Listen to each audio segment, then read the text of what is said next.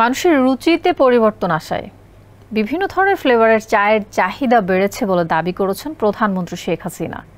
চা পাতা কেবল বাল্কে বিক্রি না করে ভ্যালু অ্যাড করলে ভালো দাম পাওয়া যাবে বলে মনে করেন তিনি। এবার বিস্ময়কর তথ্য দিলেন প্রধানমন্ত্রী।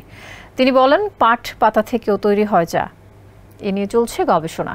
মঙ্গলবার রাজধানীর ওসমানী স্মৃতি মিলনায়তনে জাতীয় চা দিবস ও জাতীয় চা পুরস্কার 2024 প্রদান অনুষ্ঠানে তিনি এসব কথা বলেন।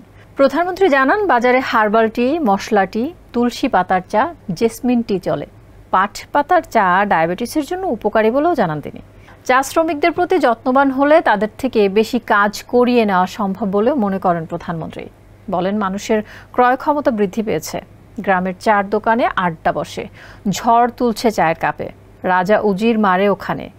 দেশি বিদেশি নানা খবর রাখে সেখানকার মানুষ, আর চা পান করে, ঘন্টার পর ঘন্টা আড্ডা দেয়। এ কারণে বেড়ে গেছে চায়ের চাহিদা। নিজস্ব উৎপাদনে যেন চায়ের চাহিদা পূরণ করতে পারে সেদিকে খেয়াল রাখতে হবে। শেখ হাসিনা বলেন, চা তার খুব প্রিয়।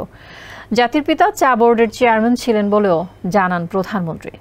চা শ্রমিকরা নৌকায় ভোট দেয় বলেও দাবি করেন তিনি।